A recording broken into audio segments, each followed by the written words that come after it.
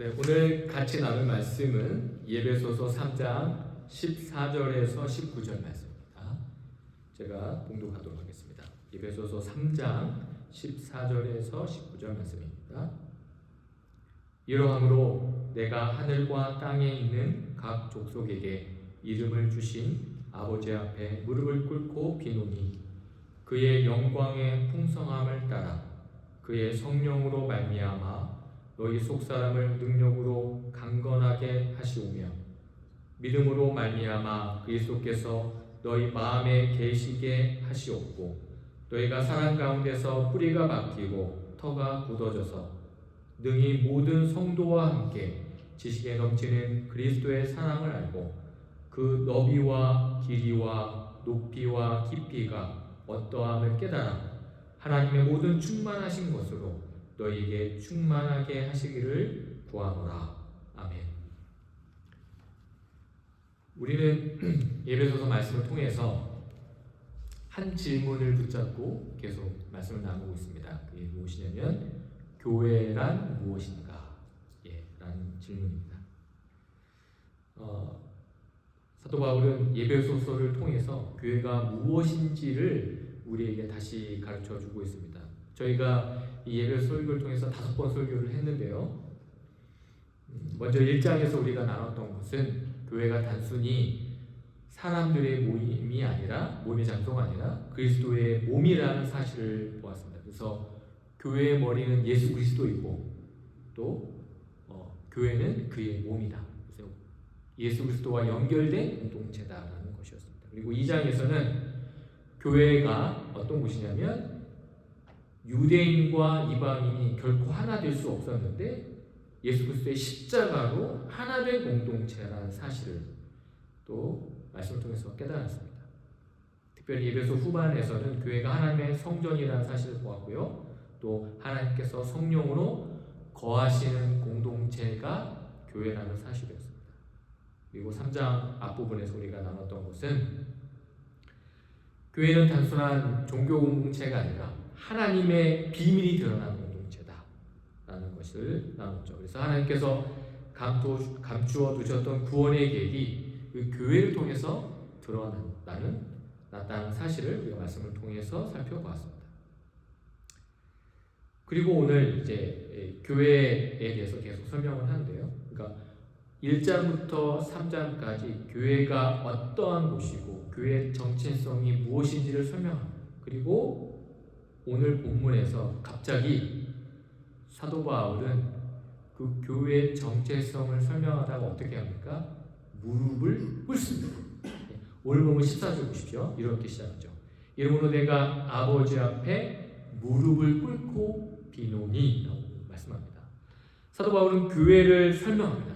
교회가 얼마나 영광스러운 곳이고 교회가 어떤 곳인지를 우리가 알아야 된다는 그 교회의 정체성을 설명하면서 갑자기 또 무릎을 꿇습니다. 왜 그럴까요? 그것은 교회는 단순히 교회가 어떠한 곳인지를 아는 것으로 끝나는 것이 아니라 바로 기도로 세워지는 공동체임을 말하고 싶기 때문입니다. 그렇다면 사도 바울이 이렇게 무릎을 꿇고 교회를 위해 기도하면서 가장 먼저 구한 것이 무엇일까요? 오늘 본문을 통해서 사도 바울이 기도하는 그 기도의 내용을 좀 살펴보려고 합니다. 여러분은 기도할 때 어떻게 기도하십니까? 무릎을 꿇고 기도하십니까? 저는 저희 집이 이제 마구라 돼 있어가지고 무릎을 꿇고 기도하다 보면 무릎이 베어가지고 아파가지고 무릎을 꿇고 기도를 못합니다. 오래 못해요. 예전에 제가 신학대학원 다닐 때는요. 저희 신학대학원이 저는 총신대학교 신학대학원을 졸업했는데 총신대는 사당동에 있습니다. 근데 신학대학원은 어디에 있냐면요. 용인 철인구라고 저 시골에 있어요. 그래서 그 신학대학원을 옮겼어요. 크게 잘 지어가지고 옮겼는데 그 대학원 기숙사 뒤에 산 중간에 뭐가 있냐면 예배당이 조그만한 예배당이 있습니다. 그래서 그 신학대학원 전도사들이 저녁에 밤에 그 산에 올라가서 그 조그마한 예배당에 무릎을 꿇고 기도를 해요. 그러니까 저도 이제 훌륭한 사역자가 되기 위해서 그 그 산에 올라가서 무릎 꿇고 기도하는데 거기에 방석이 하나씩 있습니다. 무릎 꿇고 열심히 기도를 하죠. 그러면 이제 전도사가 체면이 있으니까 최소한 30분 이상, 최소한 1시간 이상 기도를 해야 될 거 아니에요. 근데 방석을 깔고 무릎을 꿇고 기도하지만 무릎이 이제 한 15분 지나면 저려옵니다. 그러면 무릎 발로 손으로 막 때리면서 무릎 꿇고 기도하다가 이제 양반 다리로 다시 자리를 바꿔서 기도하기도 하고 그러죠. 예. 제가 이제 시간이 한참 지나고 나서 요즘에 제가 기도할 때 어떻게 기도하냐면 주로 이제 앉아서 기도하고 양반 다리로 기도합니다. 근데 제가 오늘 말씀을 준비하면서 사도 바울이 무릎을 꿇고 기도하는 모습을 보면서 제 자신이 얼마나 간절하게 다시 기도하는가라는 생각하면서 무릎을 꿇고 기도를 한번 해봤는데 쉽지 않더라고요. 그래서 어디에 있냐면 침대 위에서 무릎 꿇고 기도하니까 좀 기도할 만하더라고요. 그러니까 기도하기가 참 어렵습니다. 무릎 꿇고 기도하기가. 그런데 여러분 아십니까? 유대인들이 기도할 때 어떻게 기도하죠? 대부분 유대인들은 서서 기도합니다. 그래서 여러분 그 유대인들이 통곡의 벽에서 기도하는 모습이 있거든요. 유튜브를 보시면요. 대부분 유대인들이 서서 기도를 해요. 그러니까 유대인들의 일반적인 기도의 표준은요. 그러니까 무릎 꿇고 기도하는 게 아니라 보통은 서서 기도합니다. 혹은 또 앉아서 기도하든지. 그런데 성경에 보면요. 구약 성경에 보면 특별히 무릎 꿇고 기도하는 장면이 몇 장면이 있습니다. 그 대표적인 장면이 솔로몬이 성전 봉헌식을 할 때 하나님 앞에 무릎을 꿇는 장면이 나옵니다. 특별한 장면이죠. 그리고 여러분이 좋아하는 다니엘서 있죠. 다니엘은 어떻게 기도합니까? 항상 무릎을 꿇고 성전을 향해서 기도했습니다. 그리고 특별히 시편 96편 6절에 보면요. 이렇게 말씀합니다. 오라 우리가 굽혀 경배하며 우리를 지으신 여호와 앞에 무릎을 꿇고 이렇게 말씀을 합니다. 그러니까 일반적인 유대인의 기도는 서서 기도하는 것이라면 특별히 간절하게 하나님 앞에 기도할 때는 무릎을 꿇었다는 것이죠. 그렇다면 사도 바울이 이렇게 간절하게 무릎을 꿇고 기도하는 그 기도의 대상이 누굽니까? 에베소 교회입니다. 에베소 교회를 위해서 기도합니다. 저는 오늘 말씀을 준비하면서 교회를 많이 생각했어요. 교회를 어떻게 하면 건강하게 우리가 같이 세워나가며 교회를 부흥해야 되는가라는 고민이 늘 제 안에 있죠. 여러분들도 교회를 생각하면서 많은 고민도 하시고 기도도 하시고 염려도 하실 거라고 생각이 됩니다. 그러면 제가 한번 질문 드려볼게요. 여러분은 얼마나 그런 고민과 생각하는 만큼 하나님 앞에 간절히 기도를 하고 계십니까? 사도 바울은요. 사도 바울이 쓴 서신서에 보면 사도 바울은 대부분 기도를 그 서신서 어디에 기록하냐면 앞부분에 기록해요. 그러니까 사도 바울은 인사만 하고 나서 대부분 내가 너희를 기도한다는 내용을 다 서신서 앞부분에 기도합니다. 예배소서도 우리가 살펴봤던 것처럼 예배소 1장에 사도 바울의 기도의 내용이 나오죠. 어떻게 나옵니까? 부르심의 소망이 무엇이며 기업의 영광이 무엇인지 깨닫게 해달라고 기도했고 하나님의 그 능력의 크심이 무엇인지를 예배소 성도들이 깨닫게 해달라고 사도 바울이 기도하는 장면이 1장에 나옵니다. 그런데 다시 예배소 3장에 뭘 하죠? 기도를 하는 거예요. 예배소를 크게 보면 1장부터 3장 그리고 4장부터 6장 이렇게 크게 나눌 수 있습니다. 1장부터 3장의 내용은 교회가 무엇인가, 교회의 그 정체성에 대한 설명이라면 4장부터 6장은 그 정체성을 깨달은 교회의 삶이 무엇이고 교회를 섬기는 성도들이 어떻게 살아가야 되는지를 설명하는 내용이 4장부터 6장의 내용입니다. 그러니까 사도 바울은 교회의 정체성에 대한 이야기를 다 끝내고 나서 다시 기도를 통해서 교회의 이 정체성을 깨닫고 이 교회가 얼마나 영광스러운 곳인지를 삶으로 살아내기 위해서 무엇이 필요하다는 것을 말씀하고 있으니까 기도가 필요하다는 것을 말씀하고 있는 것이죠. 우리가 하나님 앞에 지금 해야 될 일은 무엇입니까? 하나님 앞에 간절히 기도하는 것이라는 것입니다. 우리가 우리 교회 공동체를 위해서 걱정하고 고민할 때 그 걱정하는 고민하는 시간보다 우리가 해야 될 일 무엇입니까? 간절한 마음으로 하나님께 기도해야 됩니다. 그러면 사도 바울이 기도하는 그 기도의 내용이 무엇일까요? 16절입니다. 16절 보십시오. 제가 읽어드립니다. 그의 영광의 풍성함을 따라 그의 성령으로 말미암아 너희 속사람을 능력으로 강건하게 하시오며 라고 말씀합니다. 그러니까 성령으로 말미암아 우리의 속사람을 강건하게 해달라는 것이 사도 바울의 그 기도의 내용이죠. 그런데요, 강건하게 하시오며라는 단어는요, 헬라어로 보면 이게 수동태예요. 영어 성경에는 능동태로 되어 있습니다.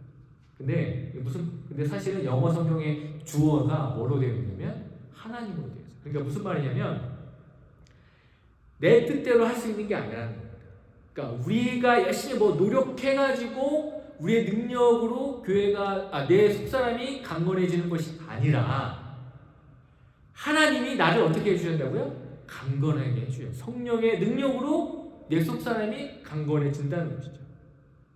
사도 바울은 교회의 능력이 그 교회의 성도 개인에게 있다고 말하지 않습니다. 성령님에게 있다고 말씀합니다. 성령님이 역사하지 않으면 교회는 움직일 수 있으나 살아있지 않습니다. 여러분, 그렇다고 성령님의 능력이 무엇입니까? 여러분이 생각하는 성령의 능력이 무엇입니까? 성령님의 능력하면 여러분 머릿속에 뭐가 떠오르십니까? 방언기도, 치유의 은사, 그렇죠? 예언기도. 사도 바울이 고린도서에서 그런 은사들을 이야기합니다. 물론 이것도 성령의 능력이 아닌 것이 아니죠. 그러나 사도 바울은 오늘 본문 에베소서 본문에서 말하는 성령의 능력이 무엇이라고 이야기하죠? 속사람을 강건하게 하는 것이라고 이야기합니다. 여러분, 그렇다면 속사람이 강건해지는 것이 무엇입니까? 이것은 단순히 우리의 마음이 단단해진다는 의미가 아닙니다. 속사람은 하나님 앞에 서 있는 내 자신을 이야기합니다. 아무도 보지 않는 곳에서 나입니다. 홀로 외롭고 슬플 때 혼자 있는 내 자신을 말합니다. 그때 속사람이 강건하다는 것은 성령님으로 말미암아 낙심과 외로움과 슬픔과 원망의 자리에서 나를 무너지지 않게 붙들어 주신다는 이야기입니다. 여러분, 어떤 교회가 건강한 교회인가? 그것은 바로 이러한 속사람이 강한 교회라는 것이죠. 교회는 언제나 흔들립니다. 여러 어려움이 생깁니다. 하지만 교회 성도들이 성령의 능력으로 속사람이 강하다면 그 흔들림에도 무너지지 않는다는 것이죠. 사도 바울은 에베소 교회 성도들을 위해 기도합니다.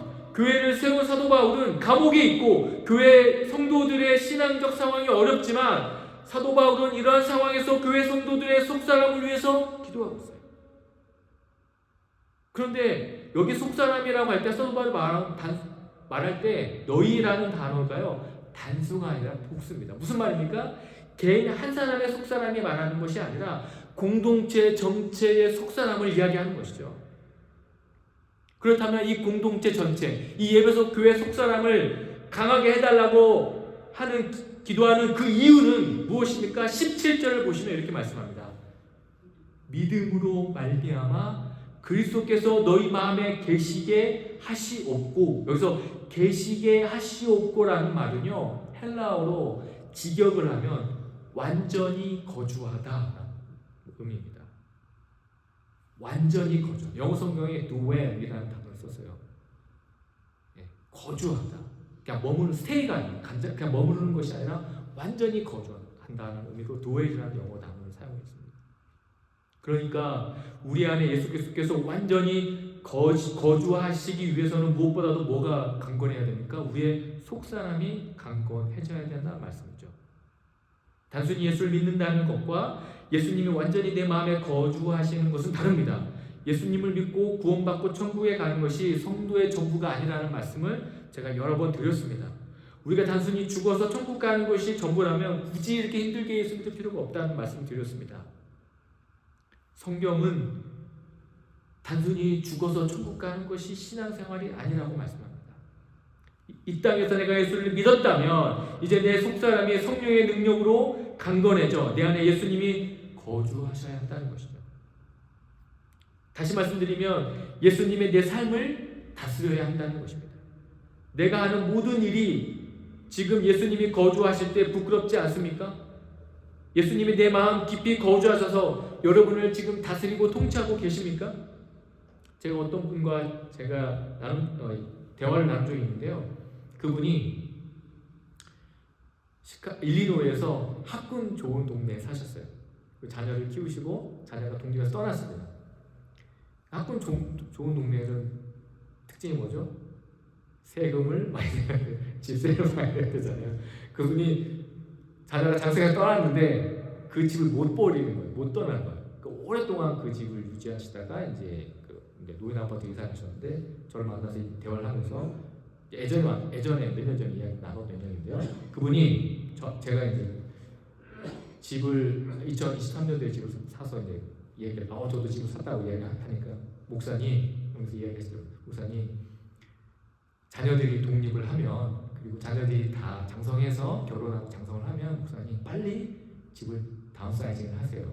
굳이 큰 집에 사실 필요 없습니다.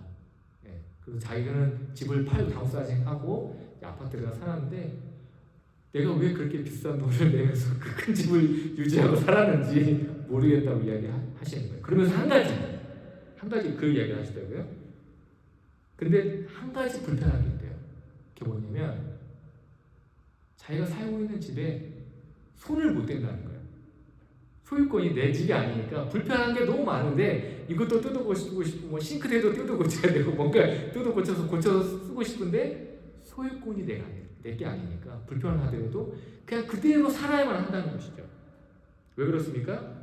그 집이 내 것이 아니기 때문입니다. 손대면 안 됩니다. 여러분은 여러분의 것이 아닙니다. 여러분이 진정으로 예수님을 믿는다면 여러분 자신은 여러분의 소유가 아니라 예수님에게 소유권이 있습니다.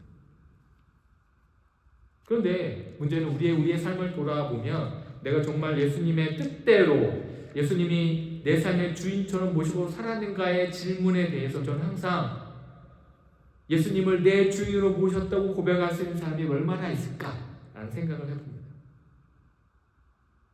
왜 우리는 그렇게 살지 못할까요? 예수님이 내 삶의 주인처럼 완전히 예수님이 나를 다스리고 통치하는 삶을 살지 못할까요? 그것은 오늘 본문에서 말씀하는 것처럼 우리의 속사람이 강건하지 못하기 때문이죠. 예수님의 통치를 받지 못하기 때문입니다. 그러기에 사도 바울은 에베소 교회를 위해서 간절히 기도하는 것입니다. 교회는 철저히 예수님의 다스림을 받아야 합니다. 담임 목사가 주인이 되어서도 안 되고 장로가 주인이 되어서도 안 되고 그 어느 누구도 주인이 되는 것이 아닙니다. 철저하게 예수님을 주인으로 모시고 예수님의 뜻대로 섬기는 공동체가 바로 교회라는 것이죠. 그렇게 예수님의 뜻대로 섬기는 교회 공동체가 되면 어떻게 되는가? 그것을 18절 보면 이렇게 말씀합니다. 능히 모든 성도와 함께 지식에 넘치는 그리스도의 사랑을 알고 18절에서 말씀하는 것처럼 이렇게 예수님의 뜻대로 섬기는 공동체가 되면 어떻게 됩니까? 그리스도의 사랑을 깨닫게 된다고 합니다. 그리스도 사랑을 깊이 깨달아 그 사랑을 나누는 공동체가 된다는 것이죠. 교회는 서로 사랑하는 공동체. 서로를 돌보고 아끼고자 약함과 부족함을 감싸주고 예수님의 사랑의 눈으로 서로를 바라보는 공동체가 무엇입니까? 바로 교회라는 것이죠. 율법의 눈으로 서로를 바라보면 우리 교회에서 살아남을 사람이 누가 있겠습니까? 그래서 존 스토트 목사님은 이 본문을 설교하면서 이 본문을 주회하면서 이렇게 말씀하셨어요. 교회는 그리스도의 사랑을 배우는 곳이다. 교회는 그리스도의 사랑을 배우는 곳이다. 사랑하는 성도 여러분, 사도 바울은요 그리스도의 사랑을 설명하면서 오늘 본문에서 아주 독특한 표현을 합니다. 어떻게 표현하죠? 그 너비와 길이와 높이와 깊이가 어떠함을 깨달아 라고 말씀합니다. 왜 이렇게 표현했을까요? 이게 뭐 어떤 의미일까요? 어떤 사람들은 이게 사도 바울이 말하는 시적인 표현이다라고 이야기하는데 그렇게 생각이 들지 않습니다. 여러분, 이 표현은요 단순히 그냥 그 시적인 표현이 아니고요. 십자가를 생각해 보십시오. 십자가가 좌우로 뻗어 있죠. 그리고 위아래로 뻗어 있습니다. 그렇죠? 이 십자가는 바로 그리스도의 사랑의 모형을 보죠. 십자가의 넓이는 모든 사람을 품는 사랑입니다. 또한 유대인과 이방인을 넘어 모든 민족을 품는 사랑입니다. 십자가의 길이는 끝까지 포기하지 않는 사랑이죠.